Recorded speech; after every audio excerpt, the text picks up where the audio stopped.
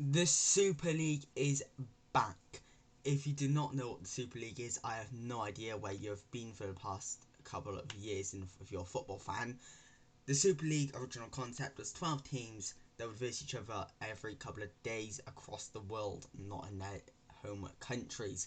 From the top of my head, those original 12 teams even were Arsenal, Tottenham, Chelsea, Man United, Man City and Liverpool from the Premier League. Then you had three from the Serie A, which is the Italian league if you don't know. Those teams were AC Milan, Inter Milan and Juventus. And then you had three teams from La Liga, which is the Spanish league, and those three teams were Barcelona, Real Madrid and Atletico Madrid. Those 12 teams were in it for money, and when I say they were in it for money, I mean the owners were in it for money. There's still three teams left in the Super League that have never left it since the day one and since they joined it. Those three teams are Real Madrid, who has the main man that wants this whole Super League, Florentino Perez. Then you have Barcelona and Juventus. The entire Juventus board has left and they still are in the Super League. I don't know how many people are talking about that, but it needs to be talked about. That was not the hierarchy in Juventus. That is whoever wants. That is Juventus Football Club itself. And then you had Barcelona, who are mainly in it, in my opinion, for the money because they are in insane debt and they need some way to pay it off. The Super League is going to ruin football. It never came about though because of the fans. The football fans around the world stopped it. You may even notice I'm not even wearing my Everton kits, which I always normally wear. I don't want to have any part of European football at the moment. If you don't know, I'm wearing this Egyptian kit, which isn't even a European team. I am disgusted by these football owners who time and time again are proven that they can get away with whatever they want. They've done it time and time again. Juventus, Barcelona, Madrid all qualified for the Champions League and UEFA didn't do anything about it. Barcelona and Juventus are both in the Europa League. UEFA still haven't done anything about it. Real Madrid now in the round of 16 playing Liverpool and they still haven't done anything about it. Real Madrid last season won the Champions League and nothing was done about it. They are still in the Super League. They should not be allowed to play any European football until they have left the Super League. It is ridiculous how FIFA and UEFA are letting this go time and time again. They said that if the Super League came out, players would not be allowed to play in their competitions. What's the point if you're going to let them still play when they're still in the Super League? It makes no sense. But the Super League has now come back about. So this was one of the tweets I found when I got home from school. If I can just minimise this quickly. So, this is one of the tweets I found. The European Super League is back. Real Madrid, Barcelona and Juventus understood have contacted more than 50 clubs. 50 clubs. I don't know if you guys are going to actually think about 50. That is going to be around 10 from the Premier League, 10 from La Liga, 10 from Serie A, 5 from the Bundesliga, 5 from Liga 1, like 3 from Eredivisie, 3 from Liga NOS. They're just stealing all the Champions League teams and put them into one league and where they play each other in New York, Abu Dhabi and London every week. It's ridiculous how they're getting away with this. In the hope of creating a new European tournament that would replace the UEFA Champions League. They're trying to replace the Champions League, which is known for the best teams to versus the best teams. It makes no sense, and I know in this new format it's going to be there's no permanent members, but then that completely defeats the whole point of the Super League that they had, which was, oh, we're the best teams in the world, so we're going to play each other every week. No, if you're going to go with it, you have to go with it, and it makes no sense because that's not the Super League. The Super League, that's just not it. Oh, my bad. The Super League, that should not be it. I just don't get it, how they're getting away with it by UEFA and FIFA. Sorry for any background noise, by the way. I can't control that. It's when you live in a manic house. So, I just don't get it. I keep saying the same things because I don't know how UEFA and FIFA are letting this go. It makes no sense. They need to do something about it before it's too late. If they, because we all know UEFA and FIFA are corrupt as well. They're just as corrupt as these football owners. But if they want their money, they need to stop this now. It makes no sense how they've got away with it for this long, and how those three teams that have been in this competition the entire time are still allowed to play in their competitions. Now, I was watching to Mark Goldbridge, as most of us do as football fans. I'm not saying he's perfect, no human is perfect, but I think he had described it perfectly. The Premier League is the perfect league, and I don't think there's any way to go around that.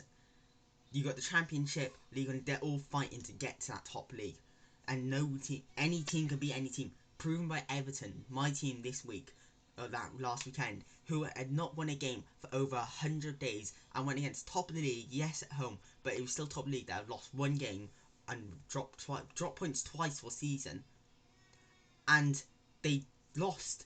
Top of the league lost to 19th, who hadn't won a game in over 100 days. You're telling me that's going to happen in La Liga, where Elka, or I don't know who's bottom at the moment, but whoever bottom of the league is, are going to go and somehow pick up points against Barcelona? No, it's not going to happen. I don't know where football will go, because the Premier League is the perfect league, and it's been proven time and time again, like I just said, and like my Goldbridge and many people have said, the Premier League is the perfect league for many different reasons, such as it has a great team selection, and even the teams that are coming up from the Championship, and even teams that make that rise from League One, the Championship, to the Premier League, they are great teams no matter what. And you're telling me that a team, I don't know, Brentford, would not fight for top four in leagues like League One or the Bundesliga? Those are great leagues, don't get me wrong, and they're great teams, but I could see those teams fighting for top four at least in those leagues. If we go back to Twitter quickly, I know Twitter isn't the most reliable, but it has a lot of great things on it, and the Super League is a great place. So you look at it, you got the European Super League announced a new protocol. These are the main things: 60 to 80 teams, multiple divisions, no permanent members, minimum of 14 games per club per season. What they are trying to do is they're trying to minimise their leagues into sub leagues, like the Carabao Cup, for instance, as a lot of people have been saying. They're trying to make the Premier League be one of those competitions where you go play your bench and your reserves, and you save your best teams for the Super League. They are trying to do this for money and money and money. You got breaking news: new Super League launched to replace Champions League with 60 to 80 teams tournament. And look at all these, they all have Florentino Perez, and that is because he is the mastermind behind it all. You've got then people are protesting against Super League are English fans. I wonder why, and that is you're saying this because look at this. The biggest net spenders from Europeans' top 5 leagues since 2012 and 2013. This tweet does not make much sense, and I'm seeing these at the same time, so these are my honest opinions. Okay, net spenders from the European top 5 leagues, but that is because the Premier League is the best league.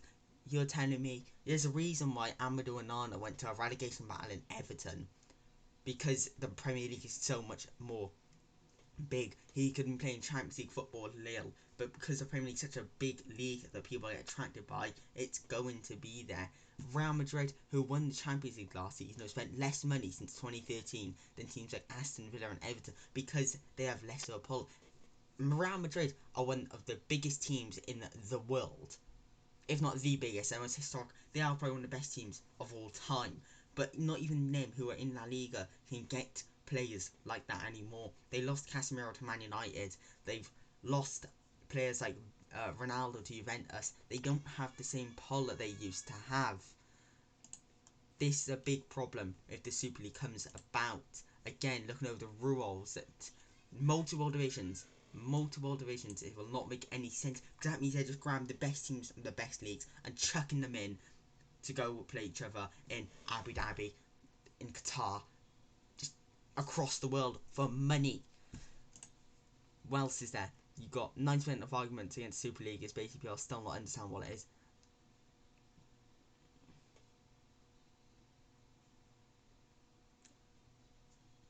That's literally what it is.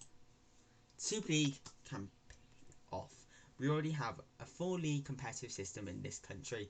Others should build their own instead of being greedy. Done. Madrid, Barcelona, Atletico Madrid. They have all from Bayern. Actually, I know Bayern ain't gonna be in the Super League because it's 51 plus 1 rule. If you not know what the 51 plus 1 rule is, 50 plus 1 rule even, it basically means the fans have over 50% of control of the club and their decisions they make. Obviously, when it comes to signing players, they don't have any decision, but stuff like that needs to be implemented in these top other leagues. The fans need a bigger say. It's never going to happen because the rich want to get richer, but what it means is that the Super League is going to, well, if it happens, it's more money. But basically, what I was going to say, Bayern, when a new youngster comes from Dortmund or come up from Leipzig or someone like that, they get bought by Bayern instantly as soon as the next season. Look, there's some prime examples: Robert Lewandowski, Mario Götze, who else is there? Matt Hummels. These are all proven players for different teams in the Bundesliga that went and got signed straight away at the first opportunity by Bayern. PSG, they ran their league for many seasons. Yes, they've had their blips, but look how good the team is. They got Mbappe from Monaco because they're a bigger club and because they're more attractive. And PSG have never won the Champions League. Monaco got further than PSG ever had. And what? Monaco lost out because PSG might have more money. Again, I know there's clubs that have rejected the Super League before, but it's a point proven that these richer clubs just want more money and they get these players to get more money. I just don't know where football is going to go, and obviously we all know the European football is the best football in the world, and no offence to leagues like Brazil, which are brilliant leagues, but they just don't have anything over these top leagues in Europe. Obviously, Brazil have one of the best national teams in the world. Argentina just won the World Cup. They have one of the best, but they're one of the best national teams in the world, with two of the greatest players of all time coming from their team in Maradona and Messi. But their domestic leagues are nowhere near as good as these other leagues. England, Italy, France, Germany, and Spain, they all have better domestic leagues. Even Netherlands, Belgium, could argue Portugal. I keep saying teams in those leagues because they're going to be in the Super League soon.